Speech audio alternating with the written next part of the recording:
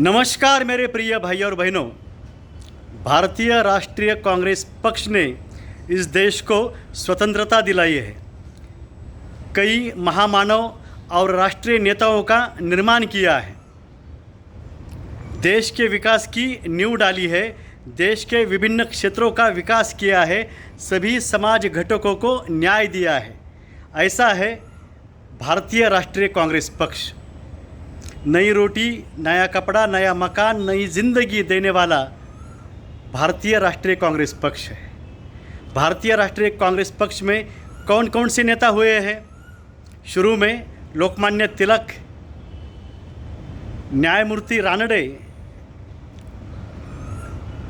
न्यायमूर्ति गोपाल कृष्ण गोखले, विष्णु शास्त्री चिपळूणकर, इन्होंने भारतीय राष्ट्रीय कांग्रेस पक्ष की स्थापना की है। देश को स्वतंत्रता दिलाने के लिए भारतीय राष्ट्रीय कांग्रेस पक्ष की स्थापना हुई है। लोकमान्य तिलक उसमें है। बाद में महात्मा गांधी है, सरदार पटेल है, नेताजी सुभाष चंद्र बोस है, मौलाना आज़ाद है। ऐसे कई राष्ट्रीय नेता, इनका निर्माण भारतीय राष्ट्रीय कांग्रेस पक्ष से हुआ है। आचार्य विनोबा भावे है। ऐसे कई अनगिनत नेताओं के बारे में, महामानवों के बारे में हम बोल सकते हैं। महामानवों का निर्माण करने वाला भारतीय राष्ट्रीय कांग्रेस पक्ष है। इसी पक्ष से मोतीलाल नेहरू आए और मोतीलाल नेहरू ने ऐसा नेता इस देश को दिया, महात्मा गांधी ने, और भारतीय राष्ट्रीय कांग्रेस पक्ष ने ऐसा ऊंचा नेता इस देश को दिया जिस नेता ने इस देश के विकास की नींव डाली और देश का बहुत ही अच्छा विकास किया। वो थे पंडित नेहरू। पंडित नेहरू, इनके बारे में जितना कहा जाए उतना कम है। उनके बारे में मेरे कई गीत हैं, वो आप देखिएगा। पंडित नेहरू के बाद लाल बहादुर शास्त्री आए। जय जवान जय किसान ऐसा नारा सब तरफ गूंजता था। क्या कारण था उसका? इसका कारण था जवानों की जय और किसानों की जय। अब देश में हालात क्या है, मैं क्या बोलूँ। स्वार्थांध सत्तांध लोग कैसे बैठे हैं बीजेपी के, आरएसएस के, जिनकी स्थापना ही देश के स्वतंत्रता को विरोध करने के लिए थी। जय जवान जय किसान लाल बहादुर शास्त्री का जो कार्य है, वो देख के वो नारा देश में गूंजता रहा। सभी सलामत और सुखी रहते आए जब तक सत्ता थी, सरकार थी राष्ट्रीय कांग्रेस पक्ष की। बाद में आए इंदिरा गांधी। उन्होंने भी बहुत अच्छा कार्य किया है। देश के विभिन्न क्षेत्रों का उन्होंने विकास किया है। सभी समाज घटकों को उन्होंने न्याय दिया है। सभी जो भी प्रधानमंत्री हुए हैं, उन्होंने आदिवासी हो, दलित हो, अल्पसंख्यक हो, इस्लाम हो, जैन हो, बौद्ध हो, सभी जाति धर्म के, पंथ के जो भी लोग हैं, उनकी क्या डिमांड है, उनकी क्या मांग है, क्या करना चाहिए देश के लिए, महत्वपूर्ण क्या है, क्योंकि देश का भी वो हिस्सा है। वो हिस्सा है और वो आवश्यकता क्या है, वो देख के उन्होंने अच्छे निर्णय लेके देश का विकास किया है। सभी समाज घटकों को न्याय दिया है। इतना ही नहीं, पर्यावरण संवर्धन की बातें हम जो कहते आए हैं, और जो भी पर्यावरण बचा था, बहुत बचा था, उसका कारण भी भारतीय राष्ट्रीय कांग्रेस पक्ष है। और क्या बोलूँ मैं, सभी शासकीय प्रशासकीय संस्थाएं जो भी इस देश में हम देखते आए हैं, सांसद हो, सर्वोच्च न्यायालय हो, सभी विभिन्न क्षेत्र के शासकीय प्रशासकीय ऑफिसेस, कार्यालय जो भी है, वो सभी राष्ट्रीय कांग्रेस पक्ष के जो भी प्रधानमंत्री रहे हैं, उनके उस समय उनकी कारकिर्द में वो हुए हैं। इंदिरा गांधी के बाद इस देश में आए हैं राजीव गांधी। अब डिजिटल इंडिया की बातें हो रही है। डिजिटल इंडिया हुआ है, इसका जो क्रेडिट जाता है वो है राजीव गांधी, क्योंकि राजीव गांधी इस देश में संगणक लाए। संगणक के कारण लोग संगणक साक्षर बन गए। फिर धीरे धीरे लोग जो है डिजिटल साक्षर बनते गए हैं। अब ये एंड्रॉयड मोबाइल हमारे हाथ में आया है। ये सब जो ऐसा अच्छा बदलाव जो होता आया है, राहुल गांधी के पिता राजीव गांधी, इनकी वजह से। डिजिटल इंडिया, इसका फाउंडेशन किसने किया है, तो वो है राजीव गांधी इन्होंने। और राजीव गांधी इन्होंने देश का हर क्षेत्र का जो विकास किया है, या विभिन्न प्रधानमंत्रियों ने जो भी देश का विकास किया है, उसके बारे में मैंने डिटेल्स में जो है इन्फॉर्मेशन जो है इसी फेसबुक पे मैंने दी है, वो आप सभी पढ़िएगा। तब हमको समझ में आता है किस किस समय से और विभिन्न हालात से देश चलता आ रहा है, और उसी समय जो भी उचित है वो करना पड़ा और वो उन्होंने किया है, देश को संवारा है। बाद में क्या क्या हुआ आप सभी को पता है। उसके बाद जो नेता हुए जिनका जिक्र करना चाहिए, जो प्रधानमंत्री रह चुके हैं, हम जो उदारीकरण बोलते हैं, यानी आर्थिक स्तर जो हमारे देश का ऊंचा हुआ है, उसका कारण दो प्रधानमंत्री इस देश में हुए, वो है पीवी नरसिम्हा राव और बाद में उनके ही सरकार में जो अर्थ मंत्री थे मनमोहन सिंह, जो बाद में लगातार 2 टर्म जो है प्रधानमंत्री रह चुके हैं। हमारा देश आर्थिक स्तर पे जो विकास करता आया है, कंपटीशन में कई सालों तक था इंटरनेशनल लेवल पे। इस देश में सबसे ज़्यादा युवाओं को रोज़गार देने वाला पक्ष जो है भारतीय राष्ट्रीय कांग्रेस पक्ष है। हम सब देख रहे हैं कुछ कोटि लोग इस देश में बेरोज़गार हैं। आरक्षण मांगते हो क्या? हम प्राइवेटाइजेशन शुरू कर रहे हैं, किया है कई सालों से। अब लगभग कई क्षेत्रों का जो है प्राइवेटाइजेशन हुआ है, आरक्षण की बात ही नहीं। जो उनके बीजेपी के फेवर में है, उनके शिकंजे में काम कर सकते हैं, उनको ही जॉब मिलता आया है पिछले कई सालों से और मिलेगा। अब नीट का पेपर लीक किया इन्होंने।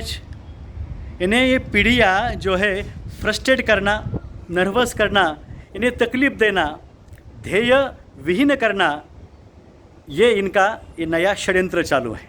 क्या बोलूँ मैं, क्या क्या हो रहा है इस देश में।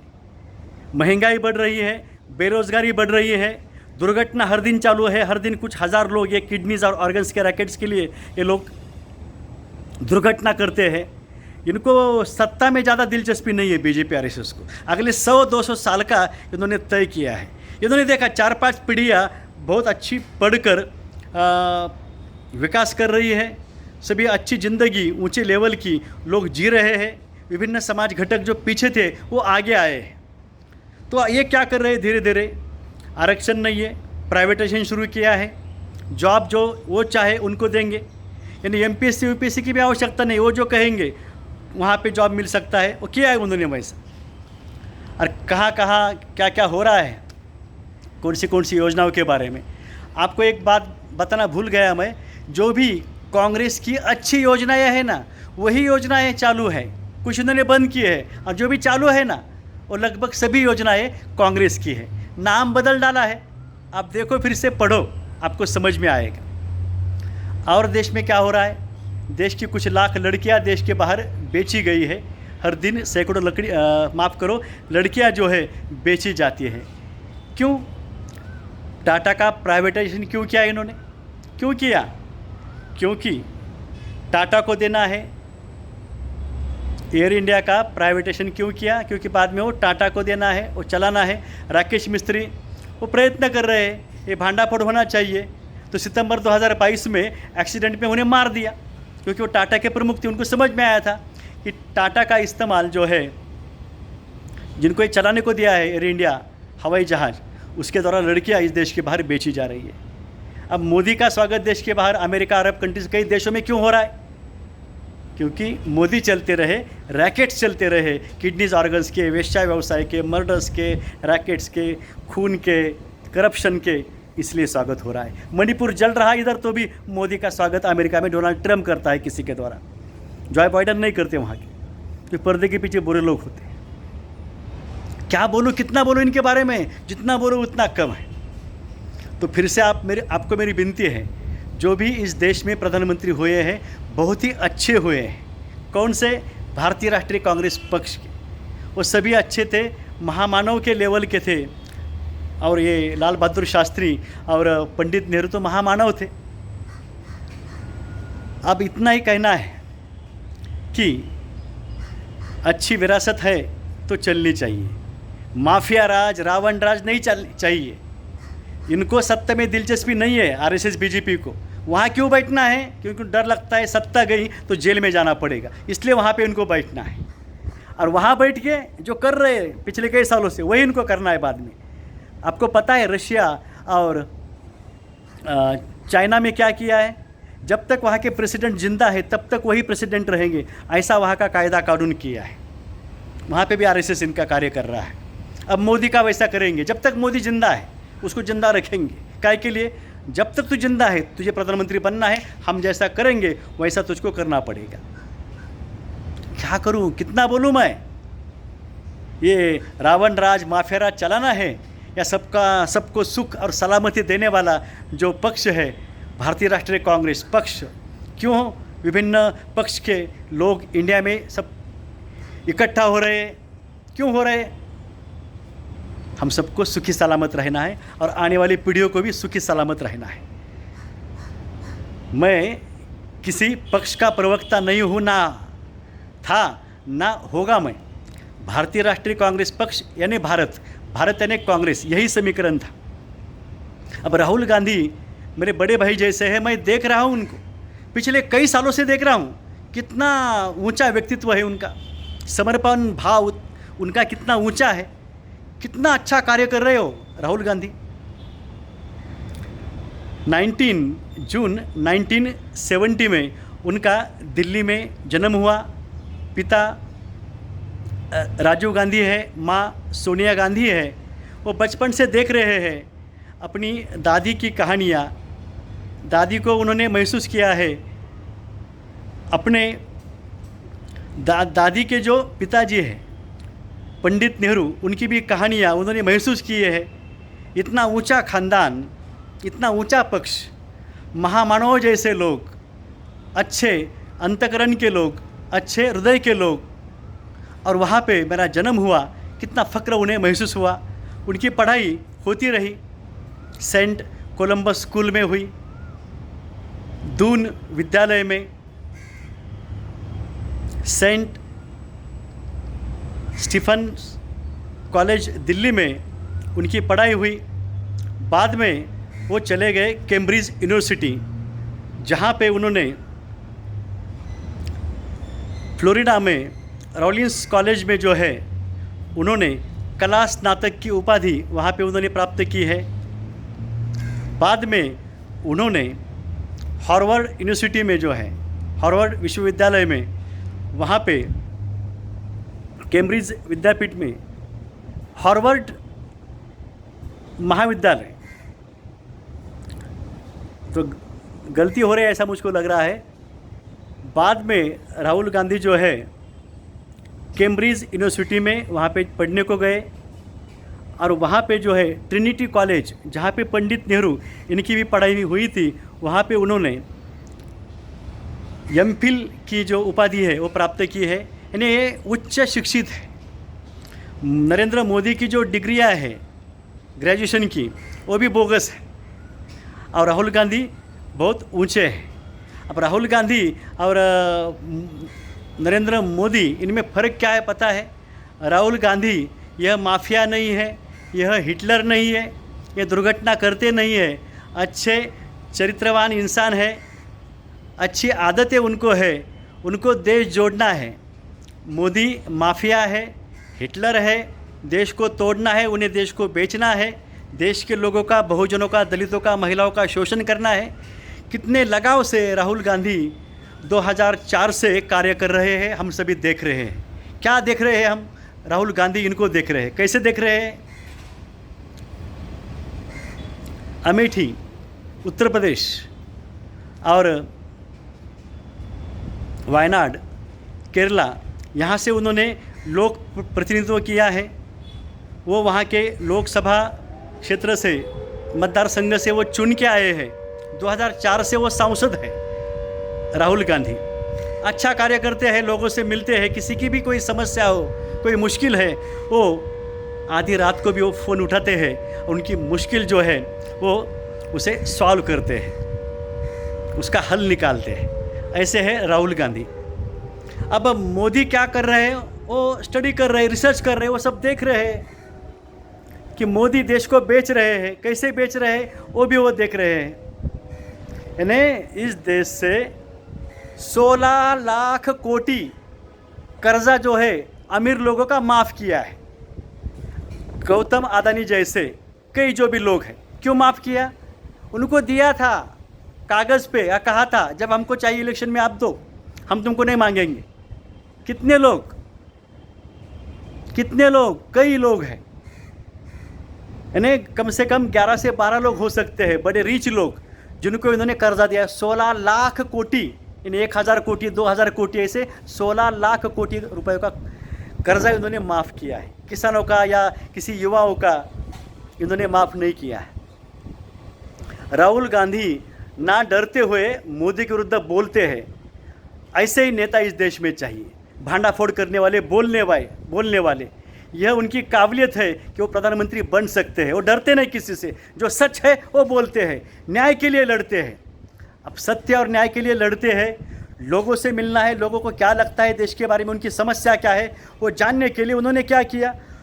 राहुल गांधी इन्होंने पिछले साल, आप सभी ने देखा, पिछले कई महीनों तक उन्होंने क्या किया, कन्याकुमारी से लेकर कश्मीर तक पैदल 4000 किलोमीटर से ज़्यादा उन्होंने भारत जोड़ो यात्रा की थी। भारत जोड़ो यात्रा, भारत जोड़ो यानी इंसान जोड़ो। कोई चित्र था, कोई कहानी याद आई मुझे, चित्र टूटा था, समझ में नहीं आया वो बच्चे को वो कैसे जोड़ना है, वो उसको समझ में नहीं आ रहा।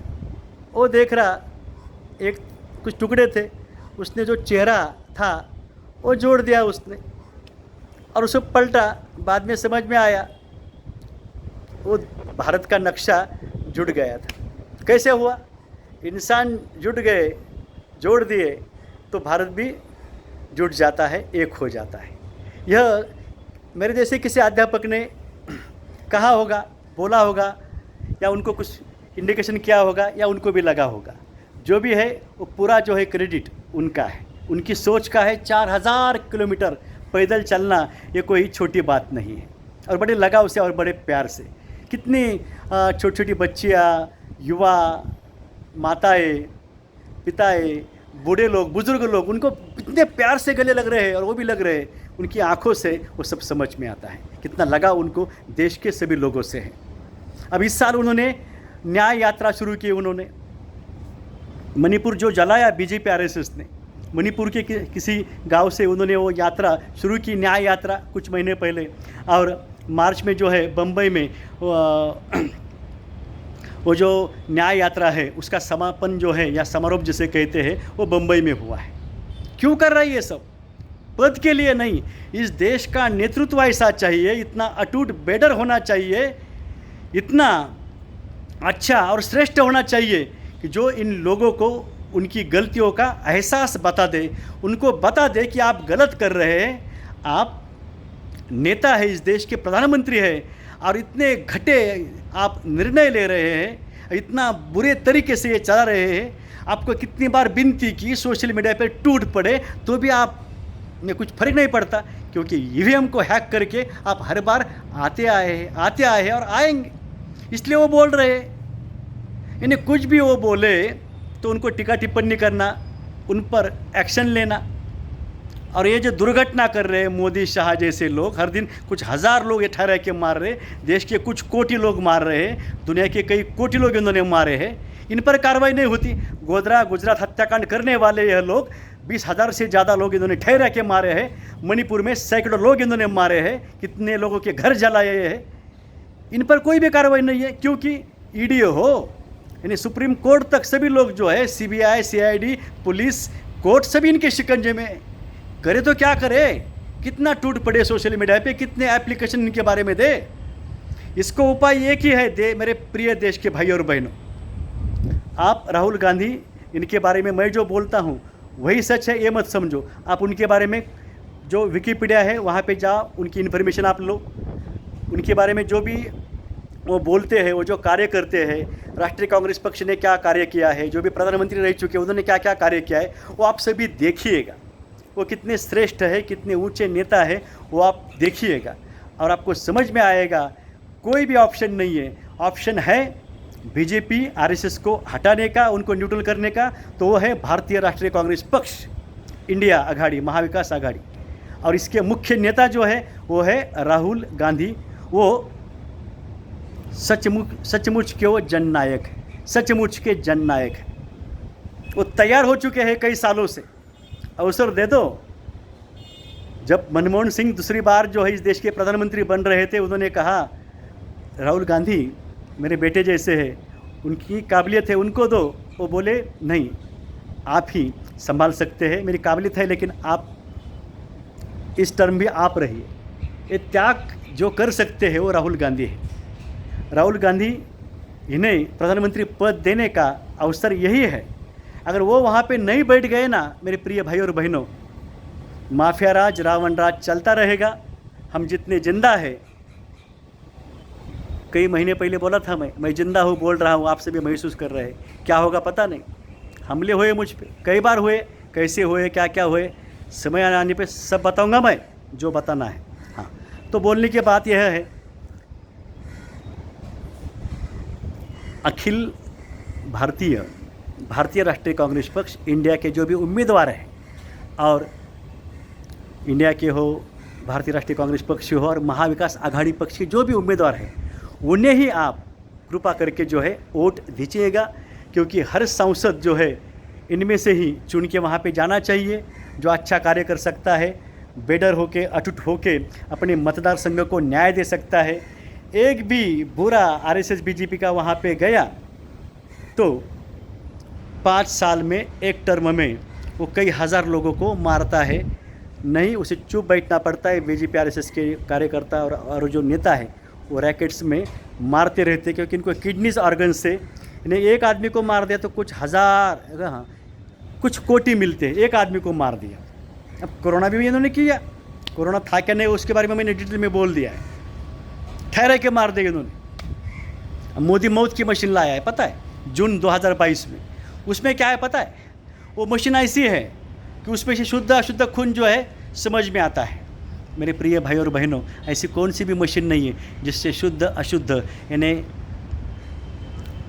औरस अनौरस कौन है, नाजायज़ कौन है, ये समझ में आता है। इंडियन लैबोरेटरी ने कहा मोदी ये मशीन काहे को लाए, ऐसी मशीन लाया, हिटलर लाया उस समय, वो मौत की मशीन है। मोदी चुप बैठा, क्यों? क्योंकि उसे पता है चुप बैठना है, बाद में वो चुन के आएगा। आगाज़ किया उन्होंने 3 राज्यों में, मध्य प्रदेश, राजस्थान और छत्तीसगढ़ में, क्योंकि प्लैटिनम जैसी कई वहाँ पे खनिज है, उसकी खान है, इनको चाहिए। इसके लिए क्या किया इन्होंने? मणिपुर में जो है ट्रायल किया इन्होंने। अब ये 3 राज्यों में उनको करना है, वहाँ की खान जो है शिकंजे में लेना है, बाद में गौतम अदानी को बेचना है। और ये मशीन काय के लिए लाए फिर ये मोदी? कोरोना जैसा इन्फेक्शन लाएंगे। अगर कोरोना होता तो बीजेपी आरएसएस का एक भी नेता क्यों नहीं मर गया? क्यों नहीं मर गया? बगैर मास्क पहने आप जाते हैं वहाँ पे, बगैर किट पहने जाते हमदर्दी जताने के लिए, और जिंदा रहते। आप बता रहे हमने दुनिया को बेवकूफ़ बनाया। हाँ, बेवकूफ़ बनाया आपने। ये कुछ महीने पहले महाराष्ट्र में, केरला में 2-2 लोग मारे गए। कोरोना की टेस्टिंग शुरू की थी, हम टूट पड़े, कोरोना चला गया। 2022 में दिसंबर में 25 दिसंबर को सकाल पेपर में न्यूज़ है तुम्हारी कि 5000 लोग चाइना में मारे गए हैं। कोरोना 20 में और 21 के कुछ कई महीने था, चला गया। फिर तुम्हारा कोठा जो है कमाने का वो हो गया। टेस्टिंग करे लोग क्या कर रहे क्या नहीं। फिर 22 में लाए, काय के लिए लाए? उस समय भी था बताने के लिए। और 2 महीने आपने चाइना में लोग मारे जा रहे हैं, न्यूज़ नहीं आई। बाद में 2 महीने के बाद दिसंबर में मत आया, काय को बताया है? यानी बुद्धिस्ट लोग वहाँ पे है, गौतम बुद्ध और बौद्ध धर्म का नफरत करते हैं डोनाल्ड ट्रंप अमेरिका के। वो वहाँ के जो बुद्धिस्ट लोग हैं वो मारने हैं। चाइना के मार्केट उनका बहुत ऊंचा है, वो डाउन करना है। आरएसएस जो है गौतम बुद्ध और बुद्धिस्ट जो पीपल है, बौद्ध धर्म के जो अनुयायी है, उनकी नफरत करते हैं, दलितों की। ये ऐसा करते हैं। समझ में आया? ये जुगाड़ था इनका 5-6 थिंक टैंक का, मोदी, शाह और ये जो भी सभी नेता है बीजेपी आरएसएस के, अमेरिका का और जिनपिंग का। वो कॉमरेड है, वो उसको बोल दिया तू चुप बैठने का। उनका दामाद है बेटा इनके शिकंजे में, किसी महिला के आरएसएस बीजेपी के, चुप बैठे सब, क्या करने का। अब उधर ट्रंप आ रहा है ऐसा बता रहे, इधर भी मोदी आ रहा है बता रहे। क्योंकि इनको क्यों आना है? वो खुद नहीं चाहे तो भी आएंगे। सिस्टम लाती है उनकी रैकेट चलाने के लिए। हमारे देश की लड़कियां, माताएं, बहनें, किसी की बीवी, किसी की बेटियां बेचने के लिए दुर्घटना करने के लिए ये चुन के आएंगे, ईवीएम को हैक करके आएंगे। हमको क्या करना पड़ेगा? हर किसी को इंडिया महाविकास आघाड़ी और कांग्रेस के उम्मीदवार को वोट देना है। वोट देंगे हम सभी, और वोट देंगे हम सभी बोलेंगे कि हमने भारतीय राष्ट्रीय कांग्रेस को वोट दिया है हमने। और हैकिंग करके आए कोई तो रास्ते पे आएंगे, जैसे लोग आ रहे हैं। फ्रेंच राज्य क्रांति, रशियन राज्य क्रांति क्या है इनको बताएंगे हम, फिर ऐसा होता है। कोई भी हैकिंग नहीं करेगा, गलत तरीके से नहीं आएगा इस देश में। हमको वोटिंग जो है ठहरा के, पंजाब या किसी राज्य में लोगों ने बताया ना कि हम सभी ने वोटिंग जो है इस पक्ष को की थी, बीजेपी को नहीं की थी, तो कैसे आ गए? ये हम करेंगे बाद में, जनहित याचिका डालेंगे, करेंगे सब। आप सभी के हाथों में जो है वोटिंग करना है। अब 20 तारीख को वोटिंग है, 25 तारीख को है, बाद में 1 जून को है। 4 टप्पे हुए हैं और 3 टप्पे रह गए। तो हम वोटिंग करेंगे और अच्छी सरकार जो हमको चाहिए सुख और सलामती की, हमारे सुख और सलामती के लिए लाना है भारतीय राष्ट्रीय कांग्रेस पक्ष की, इंडिया की महाविकास आघाड़ी की सरकार। आप सभी से विनती है, आप सभी बहुत ही सोच समझ के वोटिंग के लिए सुबह जल्दी जाइएगा और वोटिंग कीजिएगा। आप सभी को भारतीय राष्ट्रीय कांग्रेस पक्ष को वोटिंग करने के लिए, इंडिया के उम्मीदवार को, महाविकास आघाड़ी के कांग्रेस के उम्मीदवार को वोटिंग करने के लिए हार्दिक शुभकामना। जय मानवता, जय जगत, जय कांग्रेस, जय भारत। जय कांग्रेस, जय भारत, जय मानवता, जय जगत।